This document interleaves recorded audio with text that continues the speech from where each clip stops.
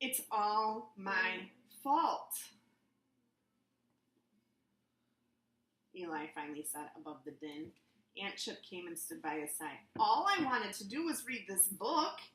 Eli held up the copy of Moby Dick. Read? Did you say read? The mayor said as the townsfolk recoiled in disbelief. Why? Folks haven't done that around here since I can remember. If we were meant to read, we would have been born being able to do it. It must be bad if doing it made the dam break and take out the TV tower. The crowd roared in agreement. Just who taught you to read? The mayor asked as he drew closer to Eli. Eli gestured to Aunt Chip. There was a collective gasp. I knew it. I've heard stories about her, a voice said. Crazy old coot, a man hissed. She isn't crazy, Eli screamed. All of the children came out from the crowd and surrounded Aunt Chip. She's been teaching all of us to read, so we've been borrowing books from all over town, Eli said. That's where they've been disappearing to, the mean-looking woman snapped. You'll just have to put them all back. They'll do nothing of the kind, Aunt Chip said with resolve.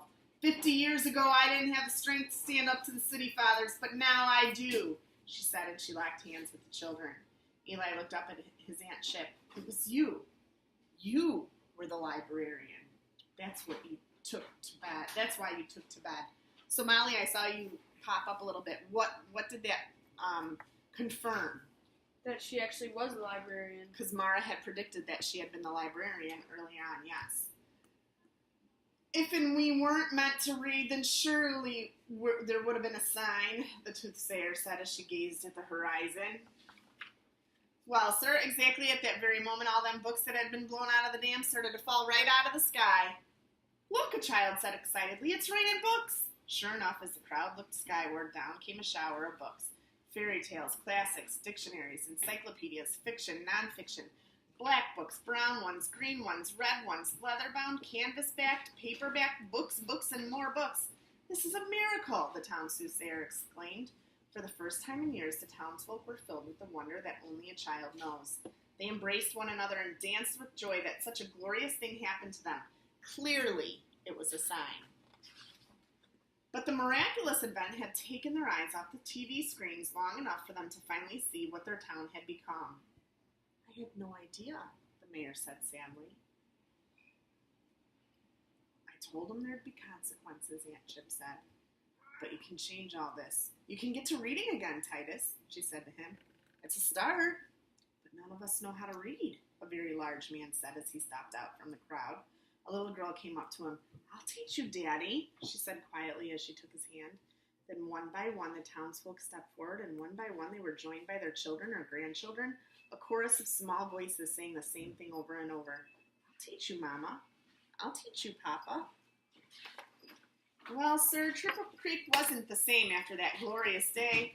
Folks were fixing up the homes and rebuilding thanks to the books on remodeling and building that they were reading. They were planting gardens and parks because of books on gardening, and they were sitting on their front porches again and talking to one another. Rousing conversations and laughter could be heard everywhere as folks talked about magazines, books, and newspapers. Understand folks still had TVs, all right, but they were wise about what they watched and for how long.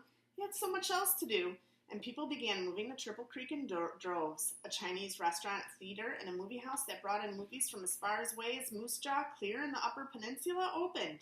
Giovanni Gorgonzola, the world-renowned tenor, came and started a real opera company.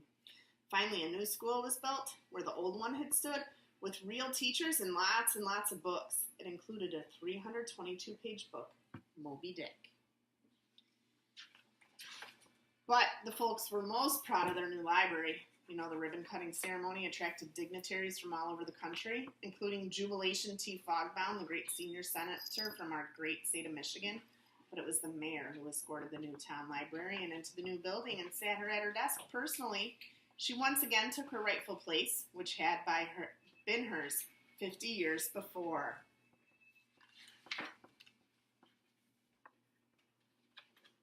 Now, I said that a great many stories are true, though some may not have happened. You'll have to judge for yourself about this one. But next time you hear about a library being closed, you know that there will be consequences. And if you hear folks say that there won't be, just have them read this here book. As for Eli, well, he grew up, went off to college, and studied journalism. He came back to Triple Creek about 8 years ago and started the town newspaper. He called it the Triple Creek Herald-Consequence. I've heard that the little paper won an international award for first-class journalism and excellence just last year. He keeps the trophy right there on the shelf behind him, next to a tattered, well-loved copy of Moby Dick. And this says, to stubborn librarians everywhere, but most especially to two educators and advocates for the mind of children, my mother, Mary Ellen Gaw Barber, and my dear friend, Dr. Charlotte S. Huck, and to one great kid, Michael Christopher Molesky.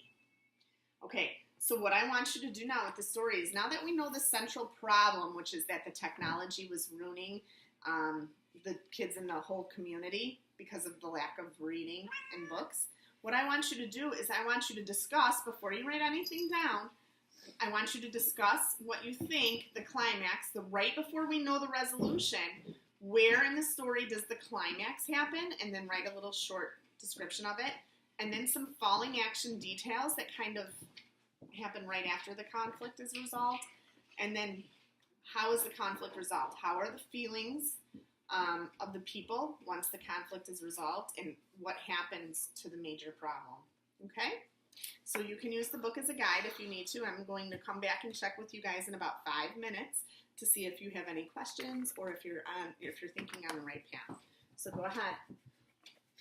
Okay, well, the climax is when books start to fall out of the sky and people realize how horrible the town started to look.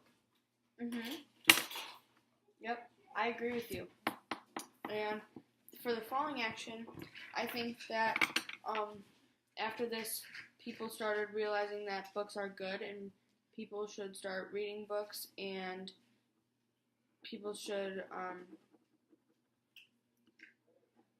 you can learn a lot from books. Yeah. And I think the conflict was resolved by Triple Creek reached its former glory. yes, and they built a school, a library. No, that's in the falling action. Oh yeah, you're right.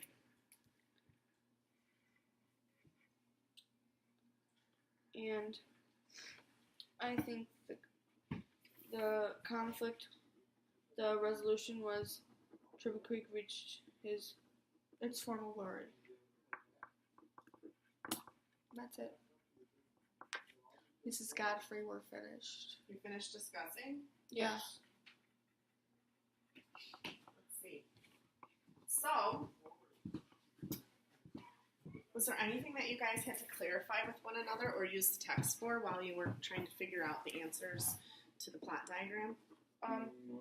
Yes, for the falling action, I thought that I thought that the resolution was Triple Creek built a school, library, and this was all because of books, but I realized that was actually in the falling action. What made you come to that conclusion? Why do you think that? Because I thought that the resolution, the one that Mara came up, was better, and best fit if it was in the falling action. And what was the resolution that you came up with, Mara? Triple Creek reached its former glory.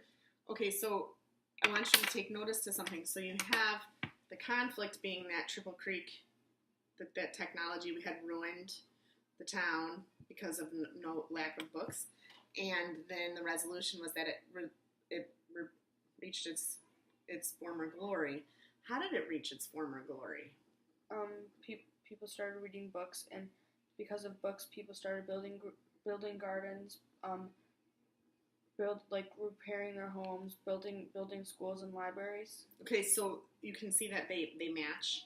They're kind of opposites. The conflict and then the resolution are kind of opposites in this instance. So the climax is right before we know the answer to the question. So in here, where's the point right before, what happens in the story right before we know the answer to our conflict? The books start to fall out of the sky and people realize how horrible their town is because they looked away from the TV long enough to realize it. Okay, so they notice and the books start to fall out of the sky, so that's right before we know, because people haven't decided whether or not they're going to start reading yet, have they? No.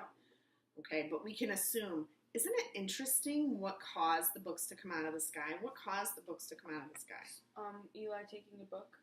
Okay, so it's almost like nature destroyed the town and its badness so that they could rejuvenate once they got the books back. Mm-hmm. Now, what point let you know that they were going to try to read? All the kids were started to say, "I'll teach you, Daddy," because they all said they wanted to read. Excellent. Do you think that's about right? I agree with Mara. Okay. So, what you can say now is that, what can you say about plot structure that you didn't know before? What's something that you've learned about taking a book apart? It helps lead the characters to what they need to know, like, and what helps them. It leads the character to like the end. Okay. Mara, do you have anything to say about that? I agree with Molly. So it's kind of like a path. Mhm. Okay. And many problems come up along the way. All right, great. So when we come to class tomorrow, we'll be looking at plot again, but we'll also be looking at theme, which is the message of the story and what the author is trying to teach you.